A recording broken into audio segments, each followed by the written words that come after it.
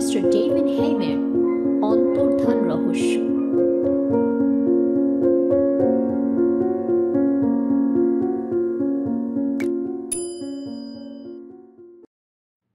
পরের দিন সন্ধ্যের আগ পর্যন্ত জ্যাপের কাছ থেকে কোনো খবরই আমরা পেলাম না।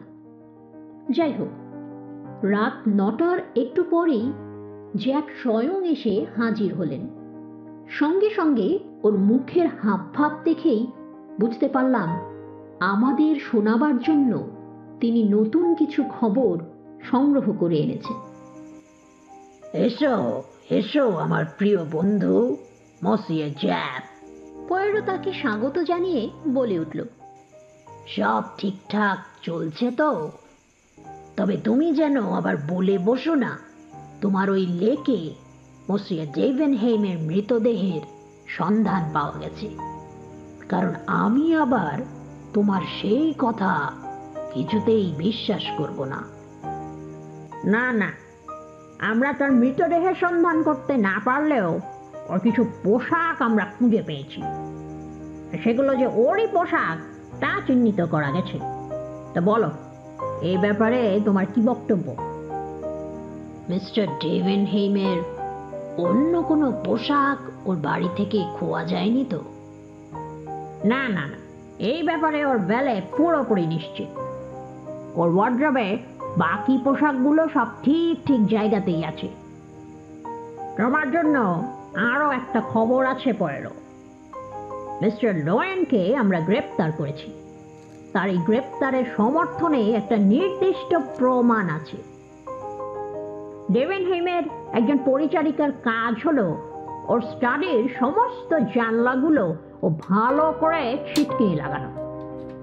আর সেই পরিচারিকাটি বলেছে যে ঘটনার দিন 6:15 নাগাদ লোয়েনকে সে বাগানের দিক থেকে সেই স্টাডির দিকে এগিয়ে আসতে দেখেছিল, অর্থাৎ সে বাড়ি থেকে চলে যাবার 10 মিনিট আগে।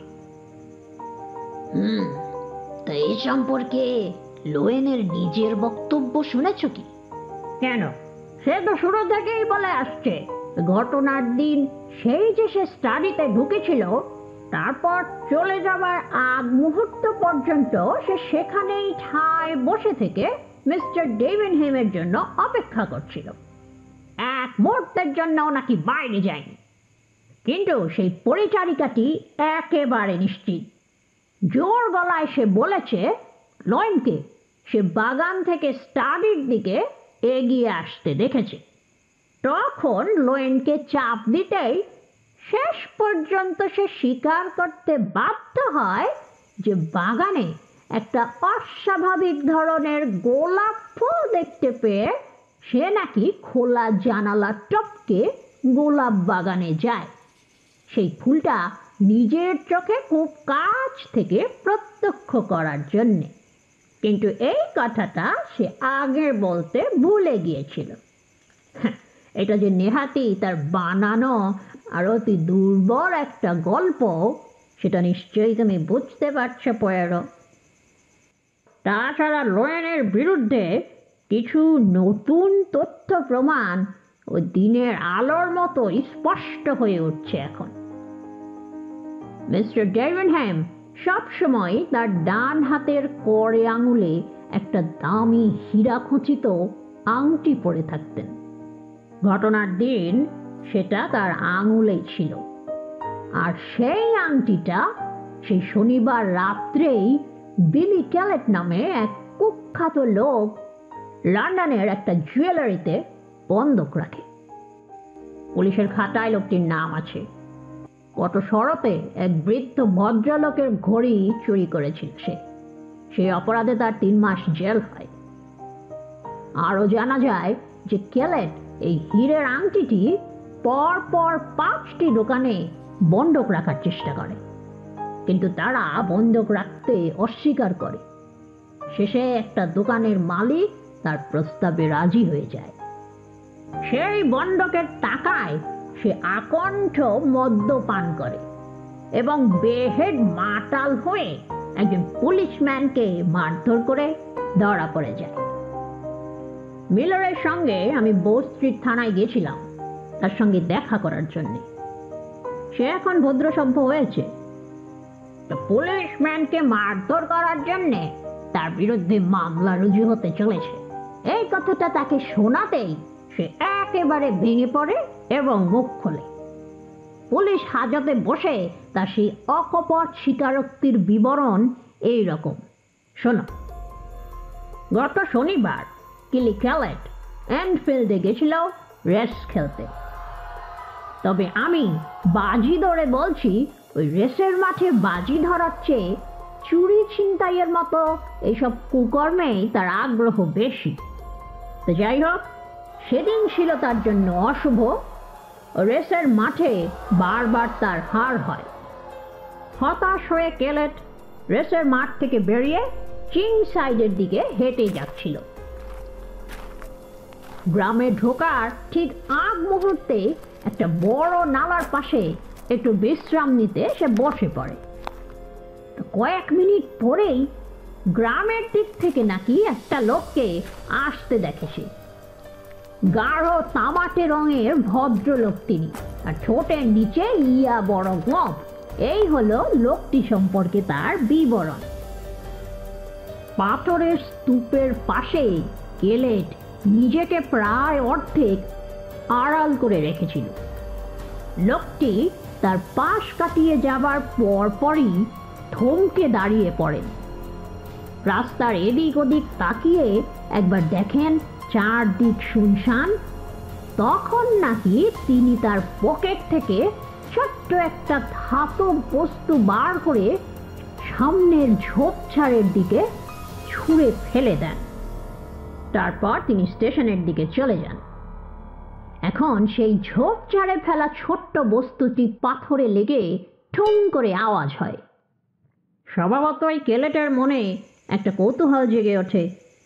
তখন সে উঠে গিয়ে ওই ঝোপঝাড় হাতড়ে অনেক খোঁজাখুঁজির পর অবশেষে সেই আংটিটির খোঁজ পায়। এই হচ্ছে কেলেটের গল্প।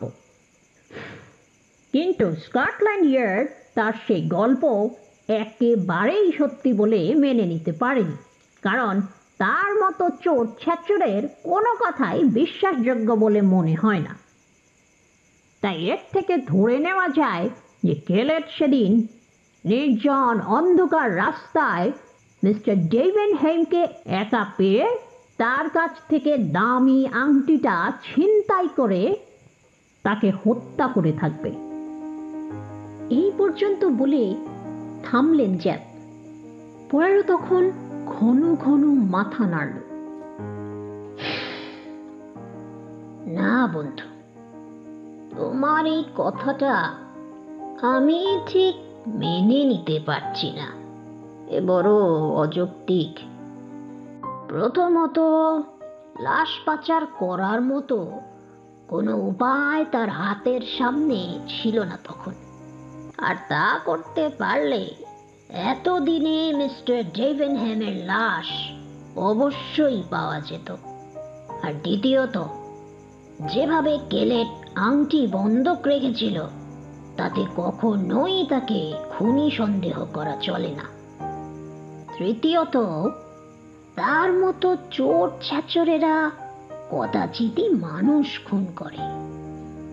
আর চতুর্থত, শনিবার থেকেই কেলেট পুলিশ হাজতে থাকার কারণে লোয়েনের চেহারার একটা নিখুঁত বর্ণনা দেওয়া, এটা তার পক্ষে একদম কাকতালীয় ব্যাপার বলে সহজেই অনুমান করা যায়।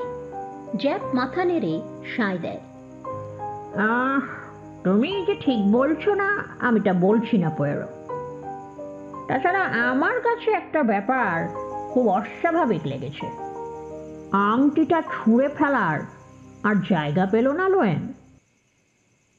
পোয়ারো কাঁধ ঝাঁকিয়ে সঙ্গে সঙ্গে বলে উঠল, আবার দেখো, অন্যদিকে এই আংটিটার সন্ধান যদি গ্রামের অন্য কোথাও পাওয়া যেত তাহলে স্বভাবতই সন্দেহ জাগত যে মসিয়ে ডেভেনহ্যাম নিজেই হয়তো সেটা ফেলে দিয়ে থাকবেন সেখানে।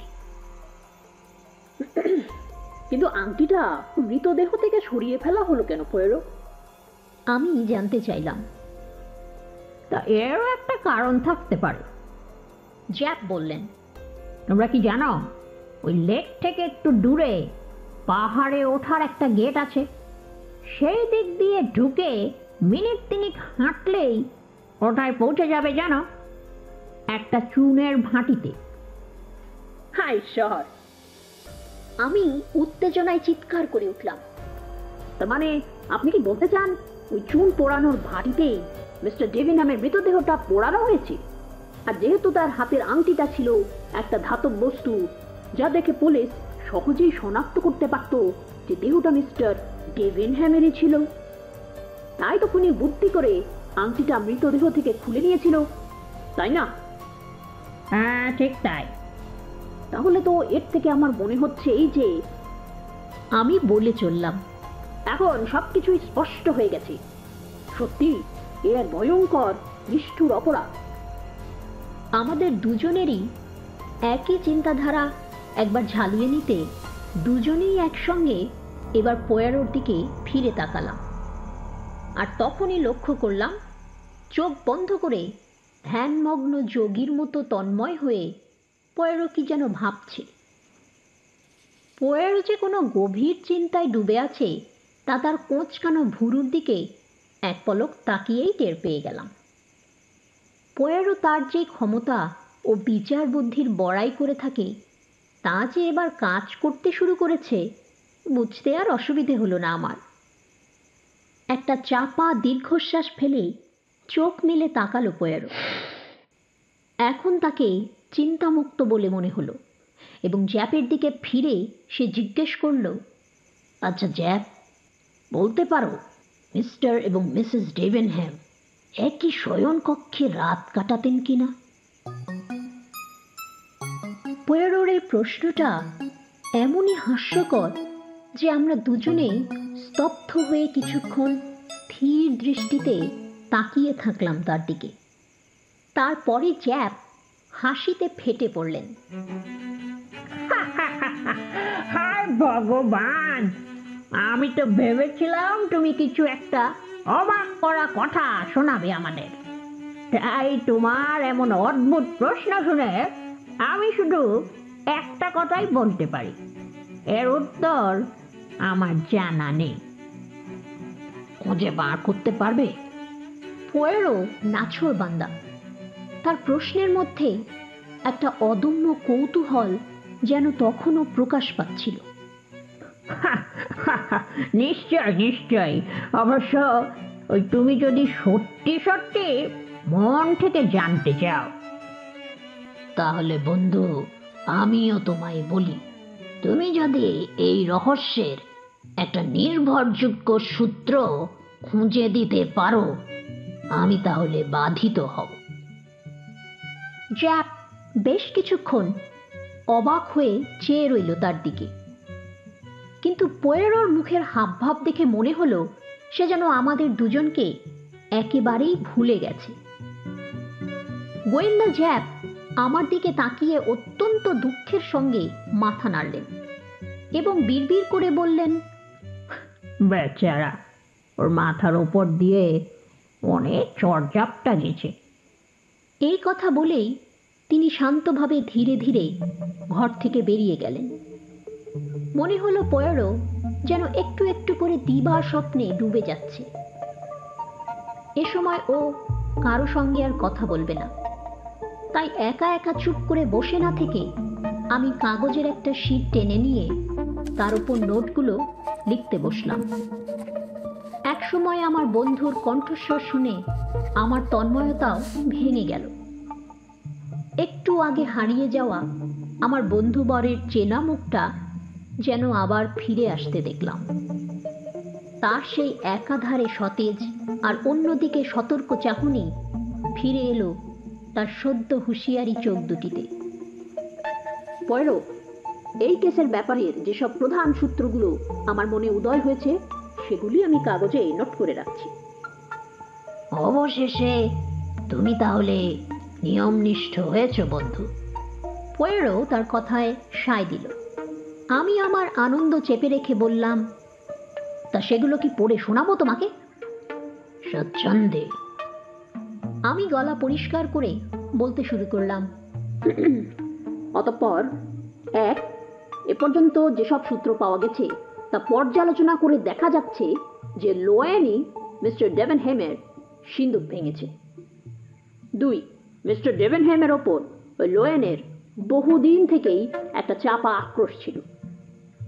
3, স্টাডি থেকে একবারের জন্যেও সে বাগানে যায়নি, তার সেই প্রথম জবানবন্দি মিথ্যে বলে প্রমাণিত হয়েছে, পরে সেই কথা সে নিজেই স্বীকার করেছে। আর 4, বিলি কেলেক যা বলেছে তা সব যদি সত্য বলে ধরে নেওয়া যায়, তাহলে লোয়েনও যে এর সঙ্গে জড়িত তা অস্বীকার করা যায় না। এইখানে একটু থেমে আমি আবার বললাম, সবই তো শুনলে পয়েরো। আমার বিশ্বাস এই কেসের সব গুরুত্বপূর্ণ সূত্রগুলোই আমি তুলে ধরতে পেরেছি। পোয়েরো আমার দিকে কেমন যেন করুণার চোখে তাকালো এবং ধীর শান্তভাবে মাথা নেড়ে বলল, বন্ধু, তোমার সব পরিশ্রমী সার গেছে। গুরুত্বপূর্ণ সূত্রগুলোই তোমার অনুমান ক্ষমতা থেকে বাদ গেছে, কিংবা বলতে পারি তোমার অনুমান করারই কোনো ক্ষমতা নেই। আসলে তুমি যেসব কারণগুলি দেখিয়েছ সে সবই মিথ্যে। হ্যাঁ, কিরকম? ঠিক আছে, তোমার দেওয়া 4টা সূত্রই এক এক করে ধরে বিচার করা যাক যে সেগুলো কতখানি সত্য নাকি সবই মিথ্যে। 1, সিন্দুক খোলার সুযোগ লোয়েন যে পাবে এই কথা তার পক্ষে স্বাভাবিকভাবেই জানার কথা নয়। তাছাড়া তিনি ব্যবসার কাজে আগে থেকে অ্যাপয়েন্টমেন্ট মতো মিস্টার ডেভেনহ্যামের সঙ্গে দেখা করতে এসেছিলেন, কিন্তু তিনি যে একটা চিঠি ডাকে ফেলতে যাবেন বলে সেই সময়ই বাড়িতে থাকবেন না, আর এর ফলে লোয়েনকে যে স্টাডিতে একা একা বসে সময় কাটাতে হবে সে কথাও তো আগে থেকে তার জানা ছিল না। হ্যাঁ, কিন্তু এমনও তো হতে পারে পয়েরো, ওই সুযোগটা হঠাৎ হাতে পেয়ে তিনি তার সদ্ব্যবহার করেছেন। আমি মন্তব্য করলাম। বেশ, তোমার কথা মেনে নিলেও এক্ষেত্রে একটা কিন্তু থেকে যায় বন্ধু। যেমন সিন্দুক ভাঙার যন্ত্রপাতি। পোয়েরো যুক্তি দিয়ে বোঝাতে চাইল। কবে কখন সিন্দুক ভাঙার সুযোগ আসবে এই কথা ভেবে শহরে বাবুরা সঙ্গে করে তো আর যন্ত্রপাতি নিয়ে ঘুরে বেড়ায় না, আর পেন্সিল কাটার ছুরি কিংবা দাড়ি কামাবার ব্লেড দিয়ে যে কেউ সিন্দুক ভাঙতে বা কাটতে পারে না এ কথা তো বাচ্চা ছেলেরাও জানবে। ঠিক আছে, ঠিক আছে। ব্যর্থতার গ্লানি কোনো রকমে সামলে নিয়ে বললাম, আর আমার দ্বিতীয় সূত্রটার ব্যাপারে তোমার কি মন্তব্য শুনি? হ্যাঁ, সে প্রসঙ্গেও আসছি। তুমি বলেছ মিস্টার ডেভেনহেমের ওপর লোয়েনের বহুদিনের আক্রোশ ছিল। কথাটা ঠিক নয় বন্ধু। তা যাই হোক, এ ব্যাপারে তোমার এই সূত্রটা মানলে এই দাঁড়ায় যে উনি আগে 2-1 মিস্টার ডেভেনহেমের বেশ কিছু টাকা নষ্ট করেছিলেন, কিন্তু তাতে লোয়েনের কোনো ক্ষতি হয়নি, বরং দালালি বাবদ মোটা টাকাই রোজগার করেছিলেন তিনি। তাহলে মিস্টার ডেভেনহ্যামের ওপর তার আক্রোশ হতে যাবে কেন? বরং আমি তো বলবো ঘটনাটা ঠিক এর উল্টো। লোয়েনের ওপর মিস্টার ডেভেনহ্যামেরই তো আক্রোশ হওয়ার কথা, কারণ লোয়েনের ভুল পরামর্শ মতো বাজে শেয়ারের লগ্নি করে তার অনেক টাকাই লোকসান হয়েছিল। ঠিক আছে, ঠিক আছে, ধরে নিলাম না হয় আমার দ্বিতীয় সূত্রটাও তোমার মনোপুত হয়নি। আমি এবার মৃদু প্রতিবাদ করে বলে উঠলাম, কিন্তু আমার তৃতীয় সূত্রটা, যেমন স্টাডি থেকে লোয়েনের একবারের জন্যও গোলাপ বাগানে না যাওয়ার মিথ্যে জবানবন্দি দেওয়ার ব্যাপারটা, এটা তো আর তুমি অস্বীকার করতে পারো না পয়েরো। অবশ্যই করব না। কিন্তু এও তো হতে পারে বন্ধু, লোয়েন খুবই ভয় পেয়ে থাকবে। মনে রেখো, নিখোঁজ ব্যক্তির পোশাক আজই লেকের কাছ থেকে উদ্ধার করা হয়েছে। অবশ্য এই কথাও স্বীকার্য যে লোয়েন সত্যি কথাটা বললেই ভালো করত। আর চতুর্থ সূত্র, এটার ব্যাপারে কি বলবে তুমি? হ্যাঁ, এই ক্ষেত্রে আমি তোমার যুক্তি মেনে নিতে বাধ্য হচ্ছি। যদি গেলেটের গল্প সত্যি হয়, তাহলে লোয়েন নিঃসন্দেহে এই রহস্যময় কেসের সঙ্গে জড়িত। আর এই কারণেই এই ব্যাপারটা এত বেশি আগ্রহ জাগিয়ে তুলেছে আমার মনে। তোমার এই একটি সূত্র যে অসাধারণ, তা আমি না মেনে থাকতে পারছি না। তাহলে অন্তত আমার একটা সূত্রের জন্য প্রশংসা করছো তুমি, প্রয়েরো। সম্ভবত, কিন্তু দুটি গুরুত্বপূর্ণ সূত্র একেবারেই তোমার দৃষ্টি এড়িয়ে গেছে। আর এই দুটি সূত্রের ওপরই গোটা রহস্যের ব্যাপারটা প্রতিষ্ঠিত। তাহলে না ভনিতা করে সেই দুটি সূত্র কি বলেই ফেলো না। প্রথম সূত্র, মিস্টার ডেভেনহ্যাম কোন আবেগের বশে গত কয়েক বছর ধরে গহনা কিনে যাচ্ছিলেন। আর দ্বিতীয় সূত্র, গত শরৎকালে ওর বুয়েনস আয়ার্সে যাওয়া। হ্যাঁ পড়লো, তুমি আমার সঙ্গে ঠাট্টা করছো না তো? না বন্ধু, না, আমি অত্যন্ত গুরুত্ব সহকারে এই কথাটা বলেছি। এখন আমি আশা করছি জ্যাপকে যে কাজের ভার আমি দিয়েছি সেটা তিনি ভুলে যাবেন না। ইন্সপেক্টর জ্যাপ যে তার দায়িত্বের কথা সত্যি সত্যি মনে রেখেছিলেন, তার প্রমাণ পাওয়া গেল পরদিন সকালে 11টা নাগাদ ডাকে তার একটা বেতার বার্তা এসে পৌঁছতে। পোয়ারোর অনুরোধে বেতার বার্তাটি খুলে আমি পড়তে শুরু করলাম। গত শীতকাল থেকে স্বামী আর স্ত্রী আলাদা শোবার ব্যবস্থা করেছিলেন। উল্লসিত হয়ে পোয়ারো বলে উঠল, বন্ধু, আর এখন আমরা জুনের মাঝামাঝিতে এসে পৌঁছেছি। যাক, এখন তাহলে সব রহস্যের সমাধান হয়ে গেল। আমি অবাক চোখে তাকিয়ে রইলাম পোয়ারোর দিকে। পোয়ারো আমার অবাক ভাবটা কাটিয়ে তোলার জন্য জিজ্ঞেস করল, দ্য হেস্টিংস, ডেভেনহ্যাম অ্যান্ড স্যামন ব্যাংকে তোমার টাকা কড়ি কিছু নেই তো? না না, আমার টাকা করি কিছু নেই। আমি অবাক হয়ে জিজ্ঞেস করলাম, কিন্তু একথা জিজ্ঞেস করছো কেন? কারণ আমার উপদেশ হলো, রেখে থাকলে আর কাল বিলম্ব না করে চট জলদি সব টাকা তুলে ফেলো সেখান থেকে। কেন? তুমি এর পরিণতি কি হতে পারে বলে ভাবছো? কয়েকদিনের মধ্যেই ওই ব্যাংকে লাল বাতি জ্বলতে যাচ্ছে। এইরকম একটা আশঙ্কা আমার মনের মধ্যে জাগিয়ে তোলে ইন্সপেক্টর জ্যাপের তার বার্তাটি। তার জন্যে সর্বাগ্রে তাকেই ধন্যবাদ দেওয়া উচিত। হেস্টিংস, একটা পেন্সিল আর তার বার্তার ফর্ম নিয়ে বসো তো। প্রথমেই তাকে ধন্যবাদ জানিয়ে পোয়ারো উপদেশ দিল এই মর্মে, মিস্টার ডেভেনহ্যামের ব্যাংকে যদি তোমার টাকা কড়ি কিছু গচ্ছিত থাকে, তাহলে এখনই সেটা তুলে ফেলার উপদেশ দিচ্ছি। আমি এখানে বসেই বেশ বুঝতে পারছি হেস্টিংস, এই তার বার্তাটি পেলে জ্যাপ যে উত্তেজনায় ছটফট করে উঠবে, সে আমি কল্পনায় যেন দেখতে পাচ্ছি চোখের সামনে।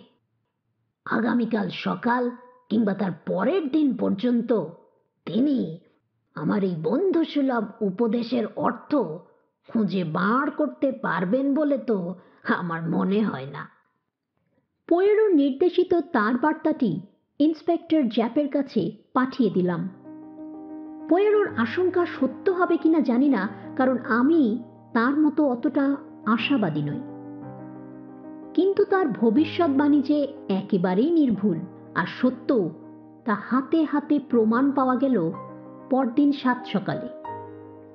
স্থানীয় সব কয়টি সংবাদপত্রের প্রথম পৃষ্ঠায় বড় বড় হরফে ডেভেনহ্যাম ব্যাংকের ফেল করার কথা ছেপে বেরুতে দেখা গেল। বিখ্যাত ফাইন্যান্সারের আকস্মিক নিরুদ্দেশ হওয়ার খবরটা ছোট বড় সব আমানতকারীদের মধ্যে ত্রাসের সঞ্চার হতে দেখা গেল। তখন তারা জেনে গেছে তাদের লগ্নি করার টাকা ফেরত দেবার মতো আর্থিক সচ্ছলতা নেই ওই ব্যাংকের। ওই ব্যাংক তাদের রাতারাতি পথে বসিয়ে দিয়েছে। আমাদের প্রাতরাশের মাঝামাঝি সময়ে দরজা ঠেলে ঘরের ভেতরে এসে ঢুকলেন ইন্সপেক্টর জ্যাপ। তার বাঁ হাতে সেদিনের একটা প্রভাতী সংবাদপত্র এবং ডান হাতে পোয়ারোর পাঠানো তার বার্তাটি। ঘরে ঢুকেই কোনো ভূমিকা না করে জ্যাপ জানতে চাইলেন, আচ্ছা মসিয়ে পোয়ারো, মিস্টার ডেভেনহ্যামের ব্যাংক যে ফেল করতে চলেছে এই দুঃসংবাদ আপনি আগে ভাগে কি করে জানতে পারলেন? পোয়ারো তার দিকে তাকিয়ে শান্তভাবে হাসল। খুব সহজেই। এরকম একটা ব্যাপার যে ঘটতে যাচ্ছে তা আমি অনেক আগেই সন্দেহ করেছিলাম। তারপর সকালে আপনার শেষ তার বার্তাটি পেয়ে আমি এই ব্যাপারে একেবারেই নিশ্চিত হয়ে যাই। শুরু থেকেই সিন্দুকের মধ্যে গাদা গাদা দামি হিরে জহরতের গহনা, বেয়ারার বন্ড এসব কার জন্য থরে থরে সাজিয়ে রাখা হয়েছে। আর একটা সন্দেহ হলো, এই বুড়ো বয়সে মিস্টার ডেভেনহ্যামের হঠাৎ ওই দামি দামি গহনা কেনার শখ কেন চাপলো মাথায়? তার এই শখের পেছনে নিশ্চয় কোনো বদ মতলব ছিল। সে কি মতলব হতে পারে? এর উত্তর আবার খুব সহজ, খুব সরল। ব্যাংকের মোটা মোটা টাকা হাতিয়ে নিয়ে উনি যেসব গাদা গাদা দামি গহনা কিনেছিলেন, আসলে সে সবই নকল, সস্তা দামের। আর এই সব সস্তা সস্তা দামের গহনা ব্যাংকের ভল্টে রেখে আসল গহনাগুলো তিনি তার স্টাডিতে যে সিন্দুকটি ছিল তার ভেতরে রেখে দেন। আসল গহনাগুলো পরে বিক্রি করা টাকায় আশা করা যায় বাকি জীবনটা উনি নিশ্চিন্তে কাটিয়ে দিতে পারতেন। পরে মিস্টার ডেভেনহ্যাম নিজে নিজেই তার সিন্দুকের তালা খুলে রাখেন। তবে তার আগে তিনি দামি দামি আসল গহনা, ব্যাংকের বেয়ারার বন্ড ইত্যাদি সরিয়ে রাখেন অন্যত্র এবং মিস্টার লোয়েনের সঙ্গে অ্যাপয়েন্টমেন্ট ঠিক করেন। ঘটনার দিন বাড়ি থেকে বেরোবার আগে তিনি তার স্ত্রী ও চাকর বাকরদের নির্দেশ দিতে গিয়ে বলেন যে মিস্টার লোয়েন আসলে তারা যেন তাকে তার স্টাডিতে নিয়ে গিয়ে বসায়। এই নির্দেশ দিয়ে তিনি তার বাড়ি থেকে পায়ে হেঁটে বেরিয়ে পড়েন। কিন্তু তিনি গেলেনই বা কোথায়? এখানে একটু থেমে পোয়ারো গামলা থেকে আরেকটা সেদ্ধ ডিম তুলে নিয়ে মুখে ফেলে দিল। সত্যি এটা কখনোই সমর্থনযোগ্য হতে পারে না, বিড়বিড় করে সে বলল। প্রত্যেক মুরগি বিভিন্ন আকারের ডিম পাড়ে। প্রাতরাশের টেবিলে এর সমন্বয় কিভাবেই বা হতে পারে? অন্তত দোকানে ওই ডজন খানেক ডিম একই আকারের রাখা উচিত। কি বলেন মসিয়ে জ্যাপ? পোয়ারোর এই এক স্বভাব। লোককে রাগিয়ে তোলার জন্য সোজা আঙুলে ঘি না তুলে আঙুলটা বাঁকিয়ে তোলেন। তার এহেন কথায় একটু যেন রেগে গিয়েই জ্যাপ বিরক্তি প্রকাশ করলেন। হ্যাঁ, দূর রাখো তো তোমার ডিমের কথা। বাড়ি থেকে বেরিয়ে সেদিন আমার মক্কেল কোথায় গেলেন বলো? এই খবরটাই আমার কাছে এখন অত্যন্ত জরুরি বলে আমি মনে করি। অবশ্য তুমি যদি সে খবরটা জেনে থাকো। আরে বলছি বন্ধু, শোনো। উত্তরে পোয়ারো এবার আসল প্রসঙ্গে চলে এলো। তিনি তার গোপন জায়গায় গিয়ে আত্মগোপন করেন। এই মসিয়ে ডেভেনহ্যামের মগজে প্রচুর কুমতলব আছে ঠিকই, কিন্তু আমি স্বীকার করছি বন্ধু, সেগুলো রীতিমতো উন্নত মানের। তুমি নিশ্চয়ই স্বীকার করবে যার সঙ্গে পাল্লা দেওয়া যে সে লোকের কাজ নয়। তা উনি কোথায় লুকিয়েছেন তুমি জানো পোয়ারো? নিশ্চয়ই জানি। এটা খুবই দক্ষতার সঙ্গে উদ্ভাবন করতে হয়েছে। যাই হোক। জ্যাপ অধৈর্য হয়ে বলে উঠলেন, খোদার দোহাই পোয়ারো, আমাদের আর উৎকণ্ঠার মধ্যে না রেখে বলেই ফেলো না উনি কোথায়। পোয়ারো নিজের থেকে মুখ না খুললে কেউ তার মুখে একটা কথাও ফোটাতে পারবে না। ওর এই স্বভাব আমার অজানা নয়। জ্যাপ অধৈর্য হয়ে উঠলেও তেমনি নীরবে সে নিজের প্লেট থেকে ডিমের ভাঙা খোলাগুলো একটা একটা করে তুলে ডিম সেদ্ধর পাত্রে রাখল। তারপর আমাদের দিকে এমনভাবে তাকালো যেন কত বাধ্য সে আমাদের। এসো বন্ধু, তোমরা দুজনেই তো বুদ্ধিমান।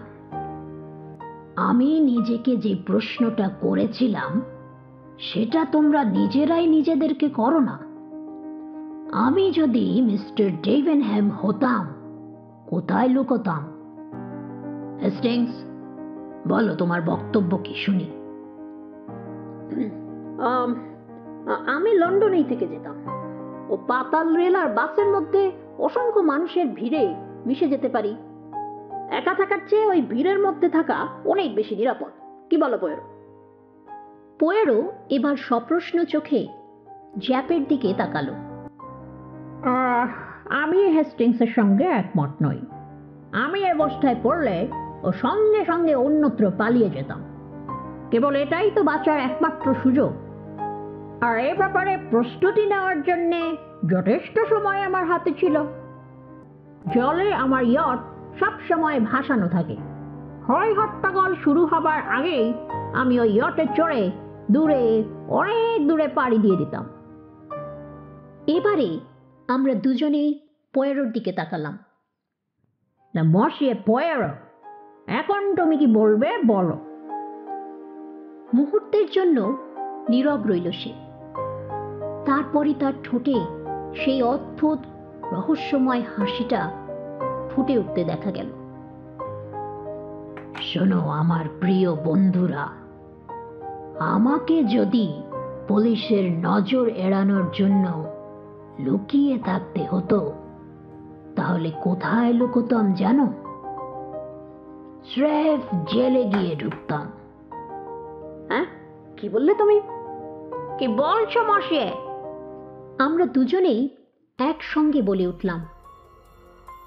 মসিয়ে জ্যাপ, মসিয়ে ডেভেনহ্যামকে জেলে পড়ার জন্যে তুমি তাকে হন্যে হয়ে খুঁজে বেড়াচ্ছ, কিন্তু ইতিমধ্যেই তিনি সেখানে গিয়ে নিরাপদে আশ্রয় নিয়েছেন কিনা তা ভাবতেও পারছো না তুমি।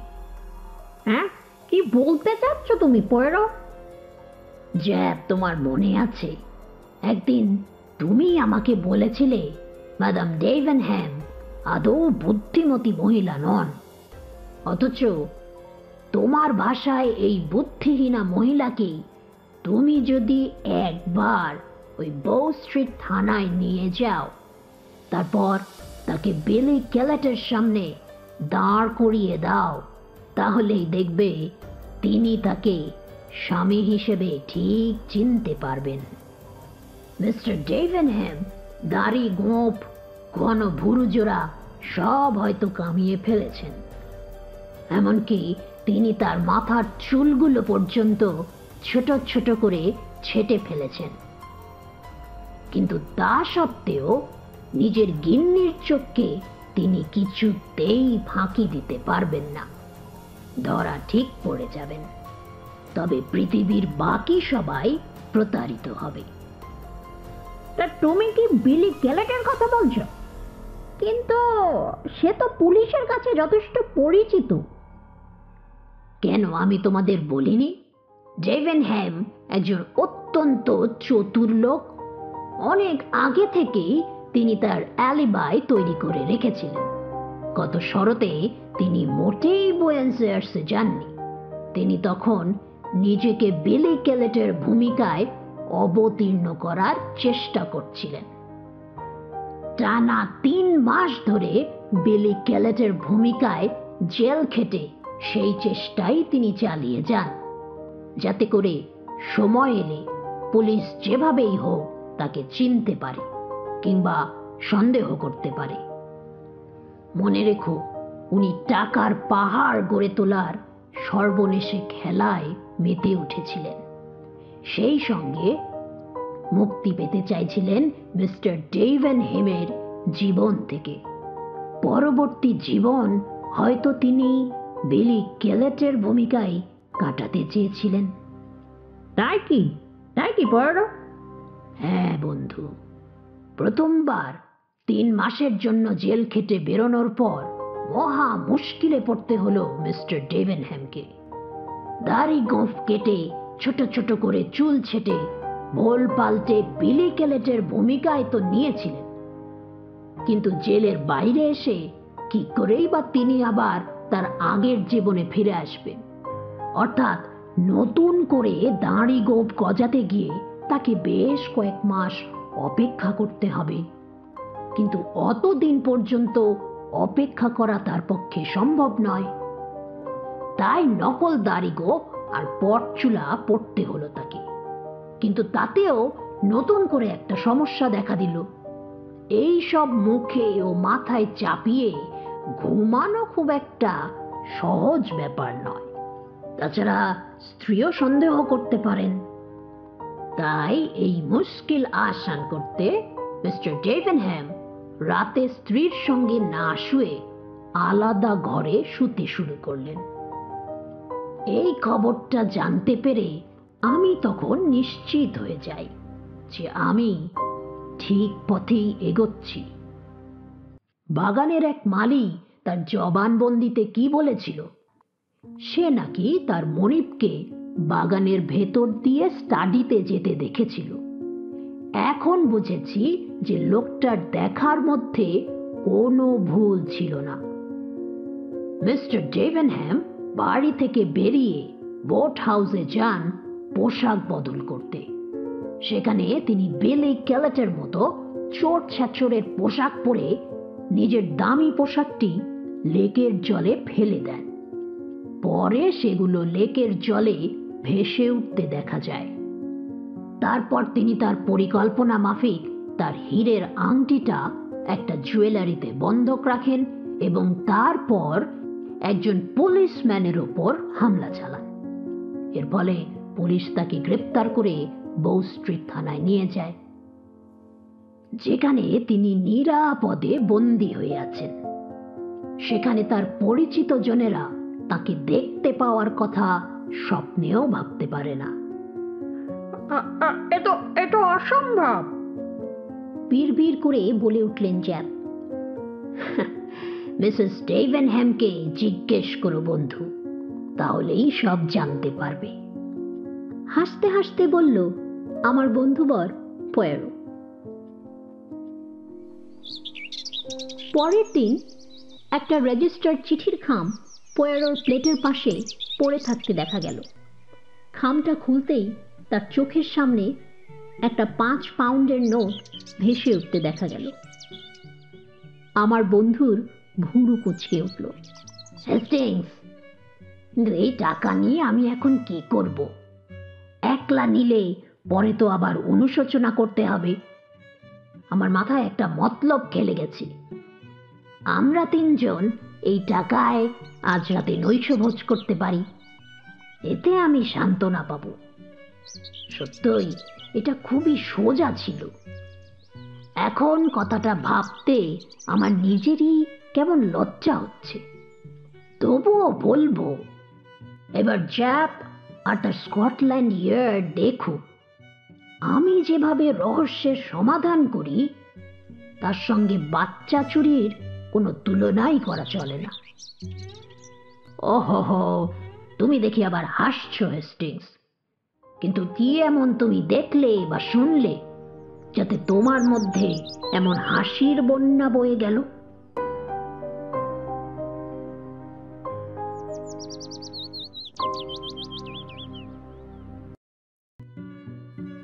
শেষ হলো আগাথা ক্রিস্টির লেখা দ্য ডিসঅ্যাপিয়ারেন্স অফ মিস্টার ডেভেনহ্যাম, পাঠে শার্লিন খান। আশা করি সবাই ভালো আছেন এবং ভালো থাকবেন। দ্রুত ফিরে আসব, সাথেই থাকুন। ধন্যবাদ।